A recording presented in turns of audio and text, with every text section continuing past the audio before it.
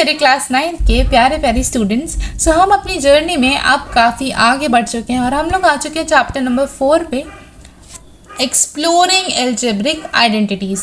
सो इस चैप्टर को स्टार्ट करने से पहले मैं आपको कुछ बातें समझाना चाहती हूँ कि ये वाला जो हमारा चैप्टर है, इसकी जो थ्योरी है वो मैं हमेशा की तरह वन शॉट में आपको पढ़ाऊँगी एंड देन हम इसकी क्वेश्चन प्रैक्टिस यानी कि इसकी एक्सरसाइजेस को डिफरेंट पार्ट्स में कवर करते हैं। इतना आपको क्लियर हो गया। अब मुझे आपसे एक छोटी सी बात कहनी है कि अगर आपका चैप्टर नंबर 1, 2 एंड 3 अभी तक क्लियर नहीं है तो पहले आप उनको क्लियर कर लीजिए, क्योंकि आपके मिड टर्म एग्जाम्स आने ही वाले हैं और हम चैप्टर 4 पे पहुंच गए हैं एंड इतना सारा अगर आपका बैकलॉग रहेगा तो आप एग्जाम से पहले कवर नहीं कर पाएंगे। तो चलिए जल्दी से मैं आपको इस चैप्टर के टॉपिक्स बता देती हूँ। तो क्या क्या टॉपिक्स रहेगा, आपका इंट्रोडक्शन रहेगा, विजुअलाइजिंग आइडेंटिटीज़ रहेगा, factorisation of algebraic expressions, more identities, नई आइडेंटिटीज़ पढ़ेंगे जो आपने क्लास 8 में नहीं पढ़ी हैं, factorisation using algebraic tiles, factorisation without using algebraic tiles, finding new identities, simplifying rational expression. ये काफ़ी इजी टॉपिक्स हैं, बस आपको आइडेंटिटीज़ के बारे में ही पढ़ना है और कुछ ऐसी आइडेंटिटीज़ जो आपने क्लास 8 में कवर नहीं करी हैं वो हमें पढ़ना है। तो चलिए स्टार्ट करते हैं इस चैप्टर के इंट्रोडक्शन से। सो इंट्रोडक्शन में हमें क्या बता रहा है, सिंपल पैटर्न्स के बारे में बता रहा है। देखिए सिंपल पैटर्न्स जैसे कि if we add 2 squares and then subtract the sum of the twice of the middle square from the sum we always get 2। जैसे कि अगर हमने 2 स्क्वायर्स लिए, जैसे कि 1, 4, 9 में से हमने 2 स्क्वायर्स लिए 1 एंड 9, ठीक है, साइड वाले 2 स्क्वायर्स लिए मिडल वाले को छोड़ दिया, तो 1 + 9 कितना होता है 10, ठीक है। 10 अगर हम ये जो मिडल वाला स्क्वायर है इसको अगर हम 2 से मल्टीप्लाई करेंगे एंड 10 से सब्ट्रैक्ट करेंगे, मतलब जो आपका 2 स्क्वायर को मिला के सम आया उससे सब्ट्रैक्ट करेंगे आपके मिडल स्क्वायर को 2 से मल्टीप्लाई करके, तो हमेशा आंसर कितना आएगा 2 आएगा। एक और एग्जांपल से मैं आपको अच्छी तरह समझाती हूँ, जैसे कि 9, 16, 25 मैंने यहाँ पे लिखा हुआ है, मैं दोबारा लिख देती हूँ। जैसे 9 + 25 किया, मिडल वाले को छोड़ दिया तो कितना आ गया 34 आ गया। फिर ये जो 34 आपका आया इसमें से मैंने माइनस कर दिया 16 × 2 को, 16 को किससे मल्टीप्लाई करना है, मिडल वाले को मल्टीप्लाई करना है आपको 2 से, तो ये कितना आ गया मेरा सिंपल ये आ गया 2। हमेशा आपका आंसर कितना आएगा 2 ही आएगा कोई भी ऐसे सिनेरियो में। सो इसको आप कहते हैं सिंपल पैटर्न्स। इससे आप अपने एक प्रॉपर्टी लिख सकते हो। क्या लिख सकते हो, मैंने यहाँ पे लिखा नहीं है, n², ये कंसेक्यूटिव स्क्वायर का पैटर्न है, n+1 का होल स्क्वायर कॉमा n+2 का होल स्क्वायर। आइए अब पढ़ते हैं अपना नेक्स्ट टॉपिक, विजुअलाइजिंग आइडेंटिटीज। ठीक है, अब हम आइडेंटिटीज हम पढ़ते तो बहुत हैं, a + b whole square, a² 2ab + b², हर बच्चे को ये बात तो रटी हुई है, लेकिन ये बात हम प्रूफ कैसे कर सकते हैं। तो चलिए आइए हमारे एक टाइल को हम ध्यान से देखते हैं। हमने इस टाइल की साइड्स ले ली हैं, हमने इस टाइल को डिवाइड कर दिया है पहले इस तरीके से एंड इसके साइड्स ले ली है a b। सो देखिए सबसे पहले इस वाले स्क्वायर को देखिए, इसकी ये वाली साइड भी है, ये वाली साइड भी है। सो इसका जो एरिया हो जाएगा वो कितना हो जाएगा a²। अब देखिए ये वाला रेक्टेंगल देखिए, ये वाली साइड कितनी है b एंड ये वाली साइड जो इसकी ये वाली ये कितनी है a है, तो इसका जो हम साइड्स लेंगे वो कितना आ जाएगा ab आ जाएगा, इधर भी ab आ जाएगा, इधर b² आ जाएगा। तो यहाँ पे ध्यान से देखिए, यहाँ पे 2 बार ab लिखा हुआ है, सो हम इसलिए क्या लिखते हैं 2ab लिखते हैं, और यहाँ पे एक बार a² b² लिखा हुआ है, तो इसलिए हम a² b²। ठीक है, अब देखिए वी कैन सी, ये आपका फॉर्मूला निकल गया है यहाँ से। अगर आप अपने नोटबुक्स लेके नहीं बैठे तो बच्चों जल्दी से नोटबुक्स लेके बैठ जाया करो। मैं कुछ बातें अपने लिखती नहीं हूँ तो बोलते वक्त बता देती हूँ, तो आप उन्हें अपने नोटबुक्स में नोट करा करो, बिना नोट्स लिए मत बैठा करो लेक्चर्स को देखने।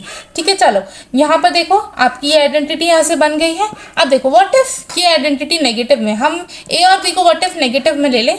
तो चलिए यहाँ पर मैंने एक एग्जाम्पल किया हुआ है, इसको मैं आपको ऐसे भी लिख के दिखा देती हूँ। अगर मैंने a को -2 लिया, b को -3 ले लिया, तो यहाँ पे देखिए a + b, सो यानी कि कितना आ जाएगा, माइनस माइनस प्लस आ जाता है तो 5 आ जाएगा, यानी कि ये 5 का स्क्वायर बन जाएगा। 5 का स्क्वायर कितना होता है 25। ठीक है, सो यानी कि a² -2 का होल स्क्वायर, तो +4 आ जाएगा, क्योंकि माइनस माइनस कितना होता है प्लस होता है, राइट। सो अब b देखते हैं, b कितना था 3 था, 3 का स्क्वायर कितना होता है 9। अब देखो यहाँ पे माइनस साइन था तो यहाँ पे क्यों नहीं लिखा, क्योंकि 2 बार माइनस आ गया तो माइनस माइनस की क्या बन गया, प्लस बन गया आपका। चलिए अब 2ab मतलब 2 इंटू -3 इंटू -2, सो माइनस से माइनस कैंसिल, 3 2 6, 6 2 12, सो आ गया आपका 12 answer. So thus a square plus 2ab plus B square is equal to a plus B का होल स्क्वायर, ऑलवेज यही आएगा आपका, ठीक है। एल्जेब्रिक आइडेंटिटी, अब एल्जेब्रिक आइडेंटिटी क्या होता है, एल्जेब्रिक आइडेंटिटी एक ऐसी इक्वेशन होती है जिसमें जो सारी वैल्यूज हैं, वेरिएबल्स हैं, वो उसमें अकर करती हैं। जैसे कि ये आइडेंटिटी आप देखिए, एक्स स्क्वायर माइनस 1 कितना आ गया, सपोज 24 होता है। सो यहाँ पर हम x को क्या लिख सकते हैं, x को हम सॉल्व करते हैं, सो इसे हम कहते हैं एक इक्वेशन। ये क्या है आपकी, ये आपकी एक आइडेंटिटी नहीं, ये आपकी क्या है, एक इक्वेशन है। जैसे कि अगर मैं यहाँ पे लूँ x प्लस वाई का whole square, so x square 2xy plus y square, ये क्या है, ये आपकी एक एल्जेब्रिक आइडेंटिटी। क्या ये कोई आइडेंटिटी है, क्या ऐसी आइडेंटिटी कोई दिखती है आपको, नहीं। सो ये आपकी आइडेंटिटी नहीं है, ये आपकी एक इक्वेशन है, राइट। लेकिन क्या आपको ऐसी कोई आइडेंटिटी दिखती है, यस, ये आपका a प्लस बी का होल स्क्वायर के इक्वल है। सो यस, ये कोई आपकी एल्जेब्रिक आइडेंटिटी है। सो ये क्या है, एल्जेब्रिक आइडेंटिटी, और ये सारी इक्वेशंस के लिए क्या होती है, ट्रू होती है। It is true for all equation, सारी इक्वेशंस के लिए जो आपकी एल्जेब्रिक आइडेंटिटीज है वो ट्रू होती हैं। देखिए अब आपका नेक्स्ट टॉपिक है factorisation of algebraic expressions using identities. Suppose मैंने आपको ये आइडेंटिटी में कुछ लिख के दे दिया, सपोज एक क्वेश्चन दे दिया, ये वाला क्वेश्चन मैंने आपको दिया, यहाँ पे मैंने सॉल्व करके लिखा हुआ है, बट मैं आप लोगों के लिए फिर से लिख के दिखा देती हूँ, एक बार ध्यान से देखिएगा। चलिए, सो ये मेरा था x square plus 4x plus 4। सो ये मेरा क्या दिया हुआ है, यहाँ पे मेरा एक्सप्रेशन लिख के दिया हुआ है। अब मुझे इसके फैक्टर्स निकालने हैं। कैसे फैक्टर्स को कैसे निकालते हैं, यही हम सीखने वाले हैं अभी। सो देखिए एक्स स्क्वायर को मैं अपना ले लेती हूँ a, इसको क्या ले लेती हूँ b ले लेती हूँ, इसको क्या ले लेती हूँ 2ab ले लेती हूँ।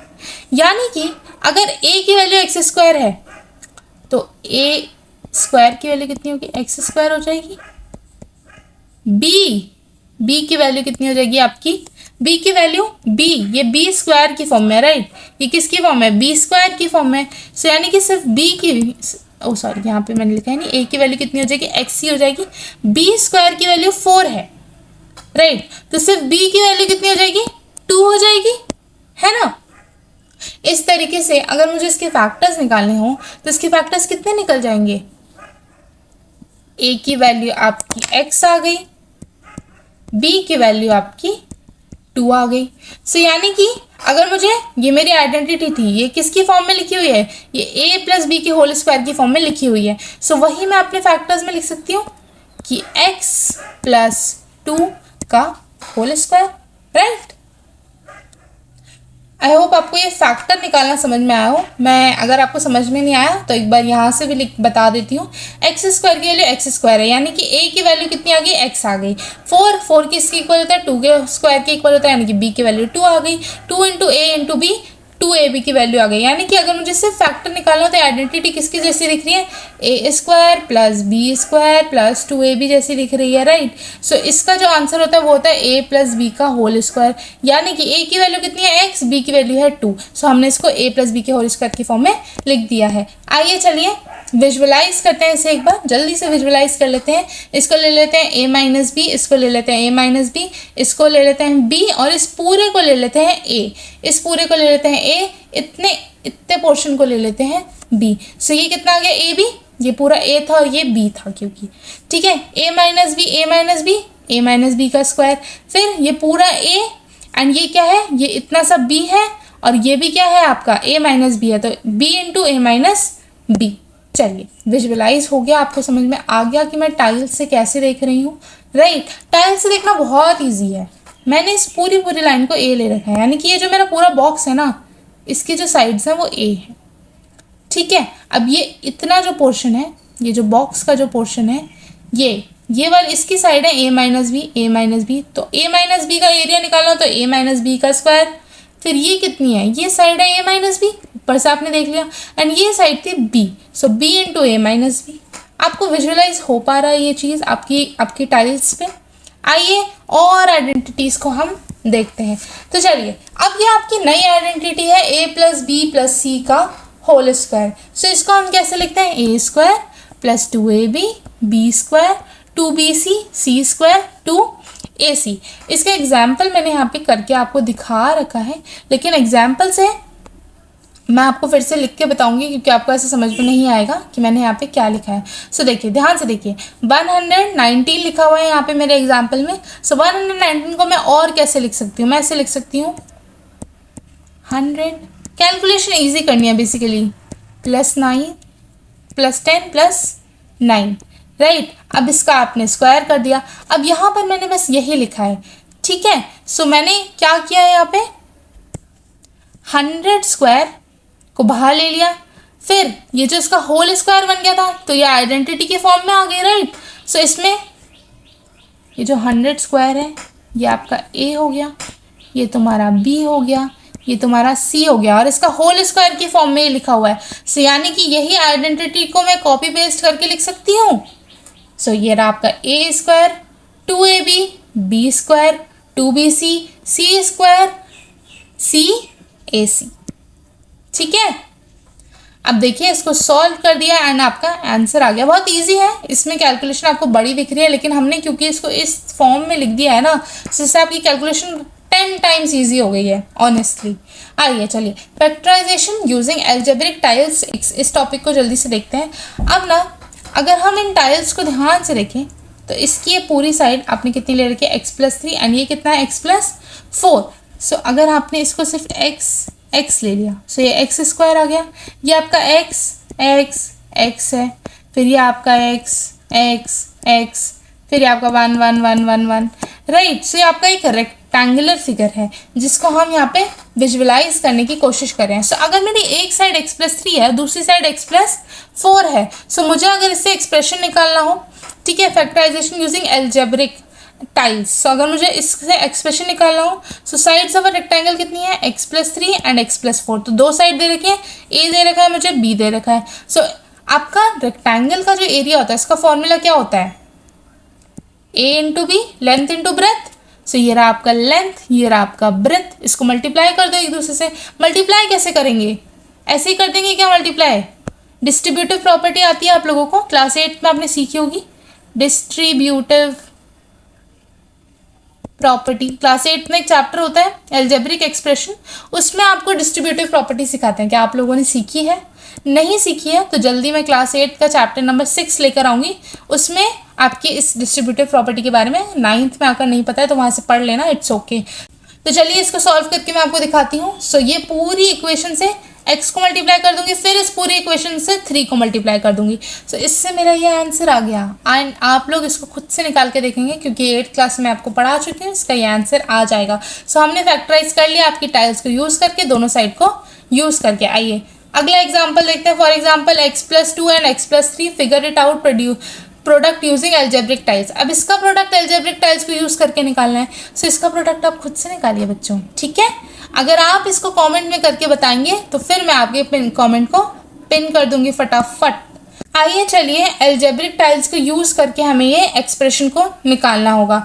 सो अगर मुझे एक्सप्रेशन को निकालना होगा, सो हमें इस 11 को जो है वो तोड़ना होगा। कैसे तोड़ना होगा, ऐसे दो नंबर्स लेने होंगे जो ऐड करके 30 आए, सॉरी जो मल्टीप्लाई करके 30 एंड करके 11 आए, बट इसे हमें एक रेक्टेंगल के फॉर्म में, एल्जेब्रिक टाइल्स के फॉर्म में पहले बनाना होगा। तो चलिए मैं आपको बना के दिखाती हूँ कैसे बनाते हैं। ये देखिए, एक सेकेंड, ये देखिए ध्यान से, ये आपका रेक्टेंगल बन गया, तो स्क्वायर है। इसको मैंने डिवाइड कर लिया। सबसे पहले एक्स स्क्वायर दे रखा है आपको, ये लीजिए, ये आ गया आपका एक्स स्क्वायर। फिर यहाँ पे 11 टाइल्स दे रखी, 11x दे रखा है। सो यहाँ पर 1 2 3 4 5, फिर यहाँ पे 1 2 4 5, यहाँ पर आपका आ गया 6। सो ये 5 बार यहाँ पे x आ जाएगा, x, यहाँ पे 6 बार 3 4 5 6 एंड ये कितना हो गया आपका 1 टाइम्स हो गया ये सारा। ऐसे टाइल्स बनाते हैं, काउंट कर लीजिए आपकी ये टोटल 30 टाइल्स हो जाएंगी यहाँ पे।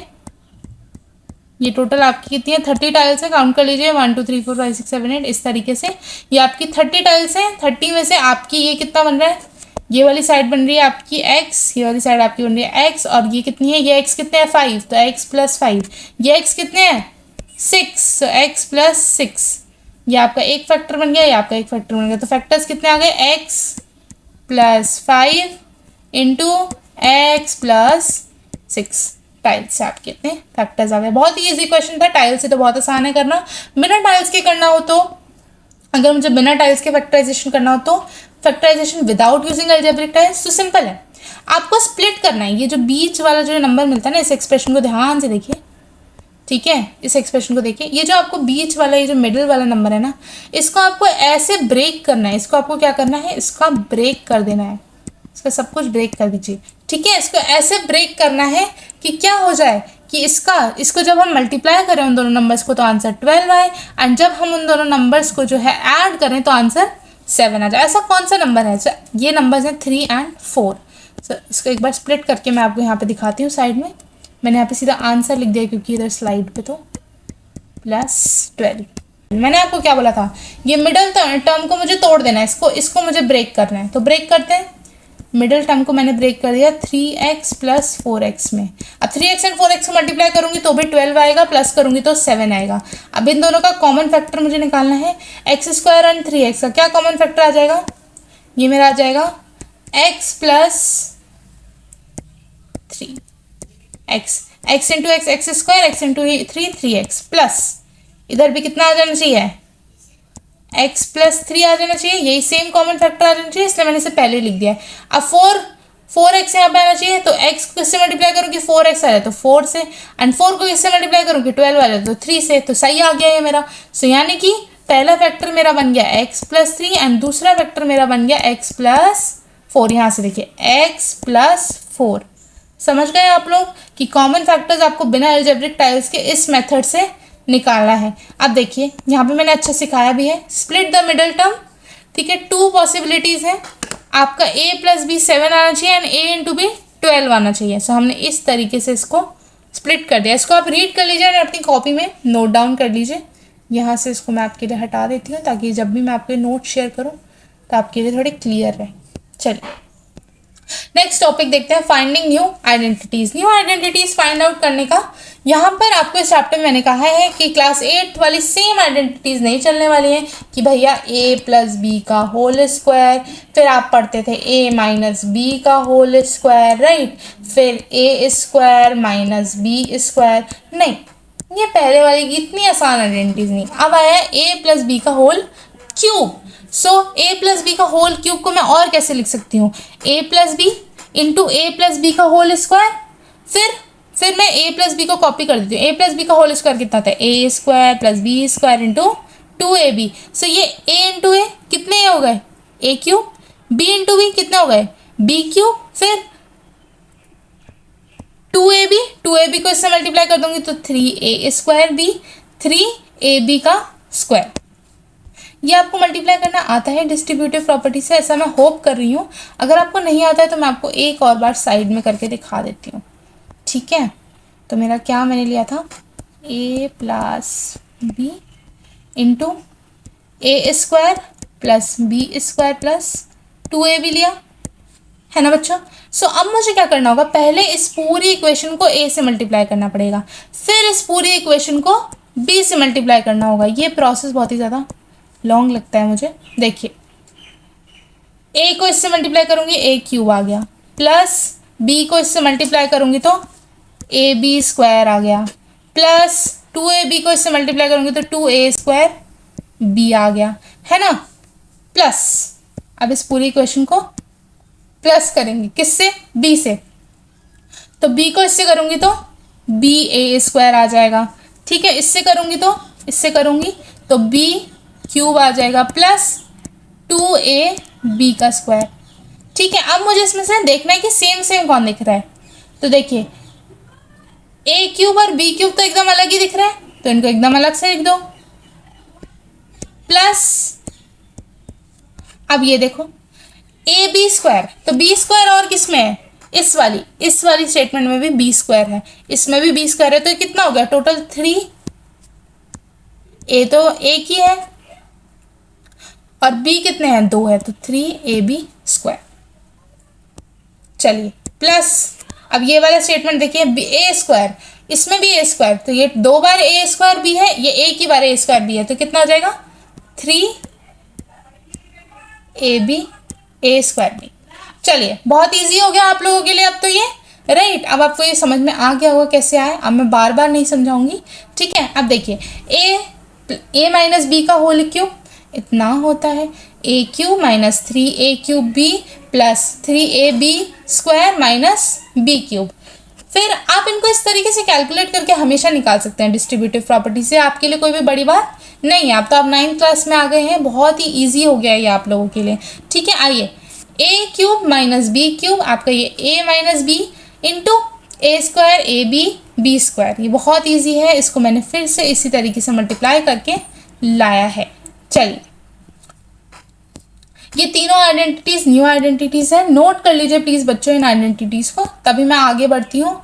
ये आपका लास्ट इस चैप्टर का टॉपिक है simplifying rational numbers. Rational numbers को आप कैसे सिंप्लीफाई कर सकते हो। A rational expression is an algebraic fraction containing variables numerator and denominator. अब ये जो आपका रैशनल एक्सप्रेशन है इसमें क्या होता है, एल्जेब्रिक फ्रैक्शंस होते हैं जिसमें क्या होते हैं, न्यूमरेटर एंड डिनोमिनेटर होते हैं। देखिए इस तरीके से ये न्यूमरेटर है, ये आपका डिनोमिनेटर है। मैं उम्मीद कर रही हूँ लास्ट वाले चैप्टर से सभी बच्चों को पता होगा कि रैशनल नंबर्स क्या होते हैं, जिन्हें आप p बाई क्यू की फॉर्म में लिख सकते हो, इसलिए फ्रैक्शन लिखे, इसलिए इसमें एक न्यूमरेटर एक डिनोमिनेटर है। अब इनको फैक्टराइज करना है, फैक्टराइज करना हम लोगों को आता है। ये बीच वाला क्या है, ये हमारा दुश्मन है, इसको हमें तोड़ देना है, ठीक है।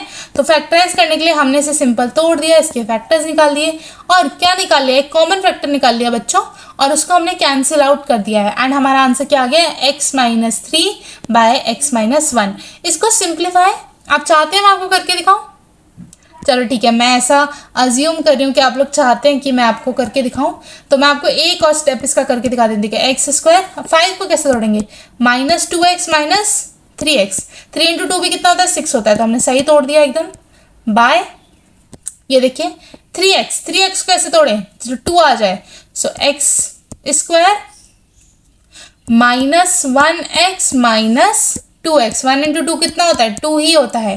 तो चलिए इसको मैंने तोड़ दिया है एंड इस तरीके से मैंने फ्रैक्शंस बना लिए हैं। अब तो आप लोगों के लिए बहुत इजी हो गया होगा फैक्टर्स निकालना, है ना बच्चों। सो आई होप आपको ये वाला चैप्टर अच्छे से समझ में आ गया होगा। यही था हमारा, इतना ही था ये चैप्टर, बहुत ही इजी चैप्टर है मेरे हिसाब से ना। एल्जेब्रिक एक्सप्रेशन बच्चों को काफ़ी डिफिकल्ट लगता है क्योंकि उसमें ना बच्चों को क्वेश्चन की अंडरस्टैंडिंग नहीं आती, है ना। बाकी इस चैप्टर में इतना कुछ डिफिकल्ट नहीं है कि आप लोग समझ ना पाए।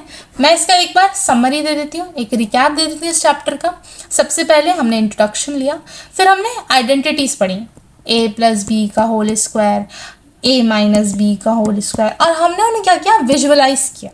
ठीक है बच्चों, हमने उन्हें बाय यूजिंग आवर टाइल्स हमने क्या किया, उन्हें विजुअलाइज किया। बहुत ही इजीली हम समझ गए कि विजुअलाइजेशन कैसे करते हैं।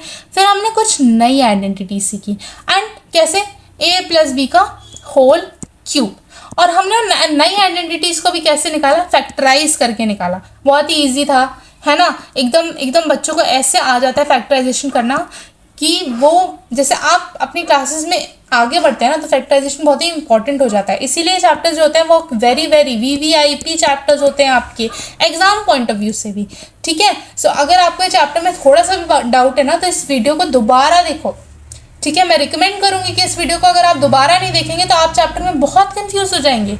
तो यही था आपका चैप्टर नंबर 4, इसकी थ्योरी हो गई है। अब इसकी एक्सरसाइजेस करेंगे आराम से। चलिए बच्चों, मिलते हैं इसकी किसी एक्सरसाइज वीडियो में। Thank you so much.